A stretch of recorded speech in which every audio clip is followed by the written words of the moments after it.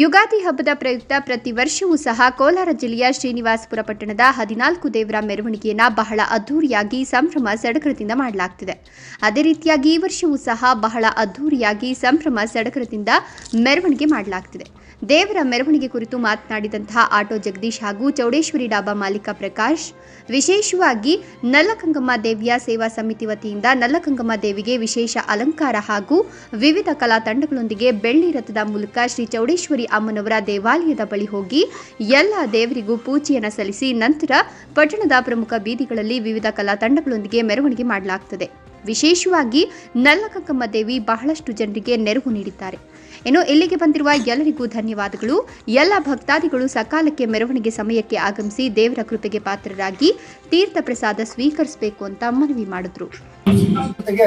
ಯುಗಾದಿ ಹಬ್ಬದ ಆರ್ಥಿಕ ಶುಭಾಶಯಗಳೊಂದಿಗೆ ಈ ದಿನ ಇಂದಿನಂತೆ ನಾವು ವಾಡಿಕೆಯಾಗಿ ಯುಗಾದಿ ಹಬ್ಬದ ಒಂದು ದಿನದಂದು ವಿಶೇಷವಾಗಿ 14 ದೇವರುಗಳ ಮೆರವಣಿಗೆಯ ಒಂದು ಕಾರ್ಯಕ್ರಮವನ್ನು ಪಟ್ಟಣದಲ್ಲಿ ಹಮ್ಮಿಕೊಳ್ಳಲಾಗಿದೆ.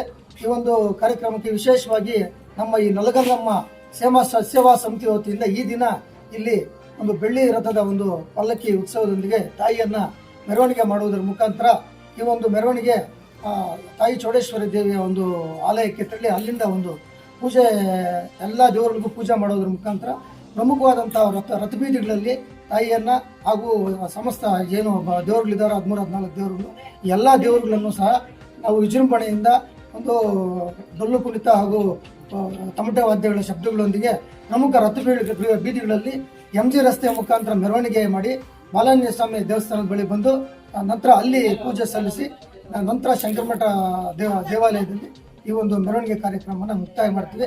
ಇಲ್ಲಿನ ವಿಶೇಷ ಏನು ಅಂತ ಹೇಳಿದ್ರೆ, ಎಂದಿನಂತೆ ಯುಗಾದಿ ಹಬ್ಬದ ಪ್ರಯುಕ್ತ ನಾವು ವಿಶೇಷವಾಗಿ ಎಲ್ಲ ನಮ್ಮ ಈ ನಲ್ಲಕಂಗಮ್ಮ ಸೇವಾ ಸಮಿತಿ ಎಲ್ಲ ಭಕ್ತಾದಿಗಳು ಎಲ್ಲ ಮುಖಂಡರು ಎಲ್ಲರೂ ಕೂಡ ಸೇರಿ ನಾವು ಈ ಒಂದು ಪಲ್ಲಕ್ಕಿ ಮೆರವಣಿಗೆಯನ್ನ ಕಾರ್ಯಕ್ರಮವನ್ನು ನಾವೆಲ್ಲ ಮುಖಂಡರ ಒಂದು ಸಮ್ಮುಖದಲ್ಲಿ ಹಮ್ಮಿಕೊಳ್ಳಲಾಗಿದೆ.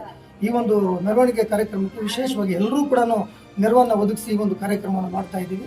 ಈ ಒಂದು ಕಾರ್ಯಕ್ರಮಕ್ಕೆ ವಿಶೇಷವಾಗಿ ಎಲ್ಲ ಭಕ್ತಾದಿಗಳು ಬೆಳಗ್ಗೆಯಿಂದ ಕೂಡ ಬಂದು ಎಲ್ಲರೂ ತಾಯಿಯ ಒಂದು ಆಶೀರ್ವಾದಕ್ಕೆ ಪಾತ್ರರಾಗಿ ತಾಯಿಯ ಒಂದು ಕೃಪೆಗೆ ಪಾತ್ರರಾಗಿ ಪೂಜೆ ಸಲ್ಲಿಸಿ ಪ್ರಸಾದವನ್ನು ಸ್ವೀಕರಿಸಿ ಇಲ್ಲಿನ ವಿಶೇಷವಾಗಿ ಇಲ್ಲಿನ ಅರ್ಚಕರು ಬೆಳಗ್ಗಿಂದನೇ ತಾಯಿಗೆ ಒಂದು ಅಭಿಷೇಕ ಮತ್ತು ವಿಶೇಷವಾದ ಒಂದು ಪೂಜೆ ಒಂದು ಅಲಂಕಾರವನ್ನು ಮಾಡಿ ನಂತರ ಏನು ಮೆರವಣಿಗೆ ವಿಗ್ರಹ ಇದೆಯೋ ಆ ಒಂದು ವಿಗ್ರಹಕ್ಕೆ ವಿಶೇಷವಾದಂಥ ಒಂದು ಅಭಿಷೇಕವನ್ನು ಹಾಗೂ ಅಲಂಕಾರವನ್ನು ಮಾಡಿ ಒಂದು ಕಾರ್ಯಕ್ರಮವನ್ನು ಅಚ್ಚುಕಟ್ಟಾಗಿ ಅರ್ಚಕರು ಕೂಡ ನಡೆಸಿಕೊಡ್ತಾ ಇದ್ದಾರೆ. ಅವ್ರಿಗೂ ಕೂಡ ನಮ್ಮ ನಲ್ಲಕಂಗಮ್ಮ ಸೇವಾ ಸಮಿತಿ ವತಿಯಿಂದ ನಾವು ಅರ್ಚಕರಿಗೂ ಮತ್ತು ಎಲ್ಲ ಭಕ್ತಾದಿಗಳು ಕೂಡ ನಾವು ಧನ್ಯವಾದಗಳನ್ನು ಸಲ್ಲಿಸ್ತೇವೆ. ಎಷ್ಟು ವರ್ಷದಿಂದ ನಡೆಸ್ತಾ ಇದ್ದೀವಿ? ಇದು ಸುಮಾರು ನನಗೆ ಗೊತ್ತಿದ್ದಂಗೆ ಇಲ್ಲಿ ಒಂದು 14 ವರ್ಷದಿಂದ ನಾವು ಅಂದ್ಕೊಂಡಿದ್ದೀವಿ. ಇಲ್ಲಿ ಪ್ರಮುಖವಾಗಿ ಯುಗಾದಿ ಹಬ್ಬದಿಂದಂದು ಹಿರಿಯರು ಆ ಕಾಲದಿಂದ ಹಿರಿಯರು ಆಚರಣೆ ಮಾಡ್ಕೊಂಡು ಬರ್ತಾವ್ರೆ. ಇಲ್ಲಿ ದೇವಾಲಯ ಸ್ಥಾಪನೆ ಆದಾಗಿಂದ ಈ ಒಂದು ಕಾರ್ಯಕ್ರಮವನ್ನು ನಾವು ಹಂತ ಹಂತವಾಗಿ ಅಚ್ಚುಕಟ್ಟಾಗಿ ಹಮ್ಮಿಕೊಂಡು ಹೋಗ್ತೇವೆ.